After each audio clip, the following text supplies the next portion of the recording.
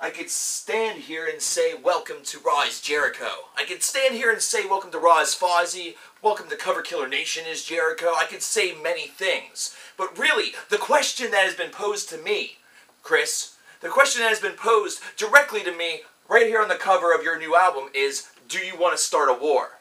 And quite frankly, Chris, I kind of do. I really want to start a war, but not based around this release, not based around the fact that you've now come back for the 4th or 5th time to the WWE, and still, we have to suffer through the 16,000th John Cena world title reign. No, I want to start a war based around the fact that this album is probably going to go down in history as being rather criminally underrated. Cover-Killer-Nation, the guy with the glasses, the man who wears the sunglasses inside, who's not trying or aiming to impress any Snow Whites or their 7 jackasses. Instead, somebody who just speaks the truth. Fozzy, do you want to start a war?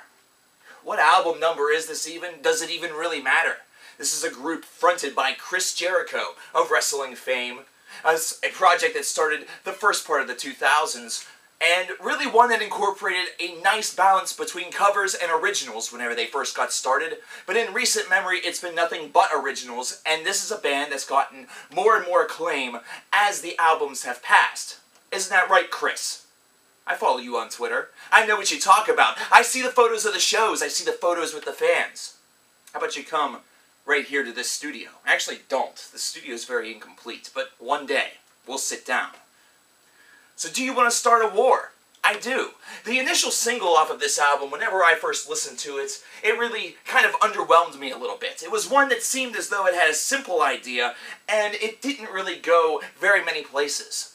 But listening to it again and again, you realize the hypnosis that it puts you under. You realize that this is a track that is a great starter for an album. It's one that doesn't need to go very many places in order to accomplish its subtle genius, and that's the fact that this is one that asks a very simple question. It's one that really aims to inspire. It's one, instead, to kind of get you pumped up, get you ready to start that riot, as opposed to being a song that silences the riot by trying too hard. This album follows itself up with Bad Tattoo, which sounds like something that maybe should be on a Steel Panther record, Lights Go Out, and then Died With You. Died With You, whenever I first read this, I figured was going to be the trademark ballad on the album, the slower song, the one that has a little bit more meaning behind it, but instead, from the initial onset, I felt like Fozzy had taken a page out of the Deftones playbook a little bit musically, and I almost expected to hear the resonant tones, the chimes of Chino Moreno really come in. But it didn't happen, and I was sad for about, a microsecond.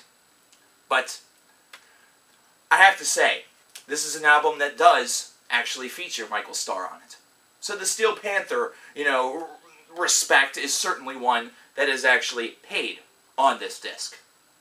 And whenever you consider this, I mean, look at this. We have Tonight, Bridges of Fire, One Crazed Anarchist, which is one crazy song. I definitely dug that one. Unstoppable Scarecrow, which really starts off very strange. You start to realize throughout this album, you start to realize as you listen to it that this is one that sees a band that's actually trying out some new things while also pleasing the hardcore fans. And whenever you consider a band that has now been, 2 or 3 albums strong at least, with just nothing but original material, you start to recognize that they are taking some leaps. They are trying some new things out conceptually. And for one, this is not an album that finishes off with a long epic.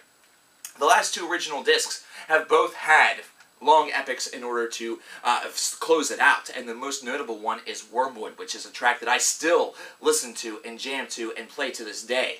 A large multi-part track that really was something that was unexpected for Fozzy. Something I never thought I'd ever hear from a Fozzy album, but something I always knew that Chris Jericho, that you respected. Something that you always enjoyed.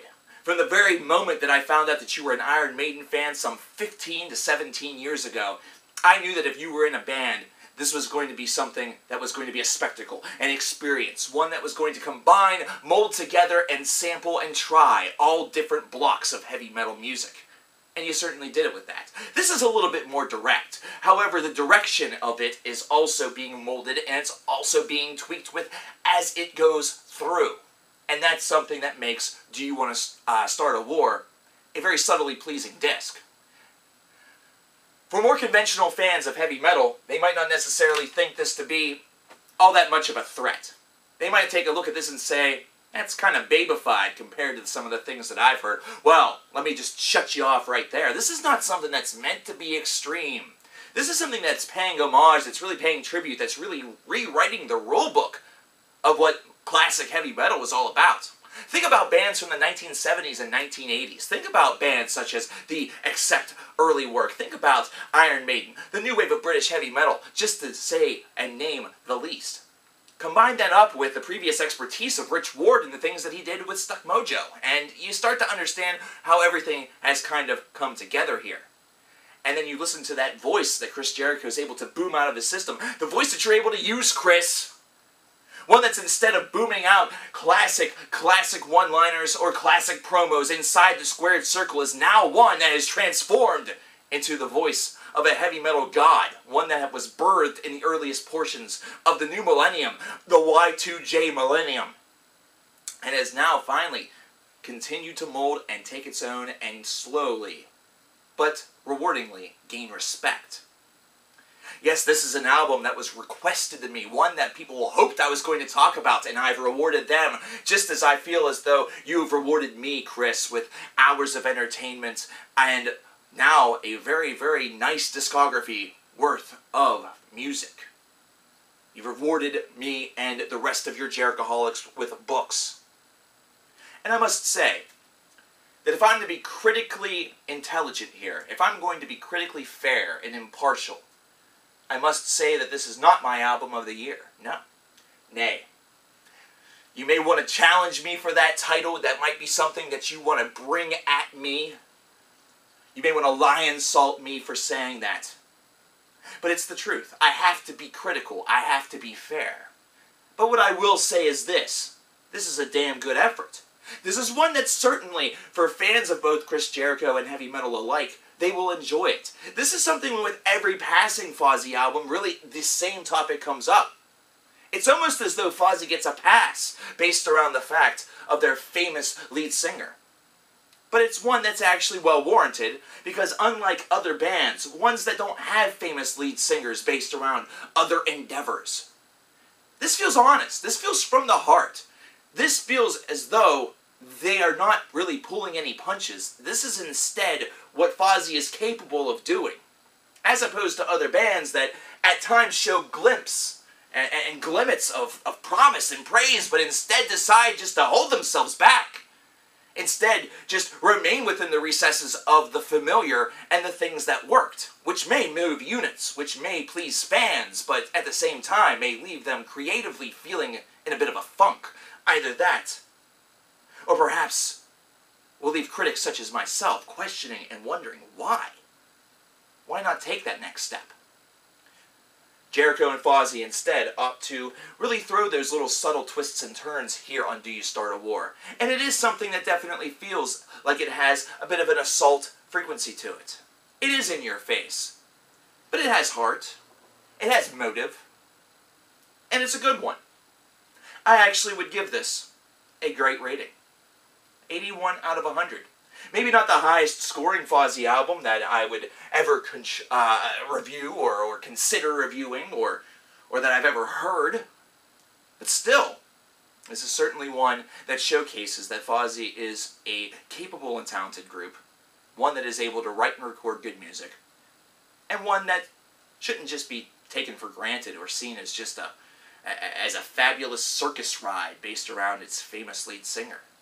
Yeah, Chris, I'm humanizing you a little bit. I'm taking away that superstar veneer and instead just talking about you as Chris, the person.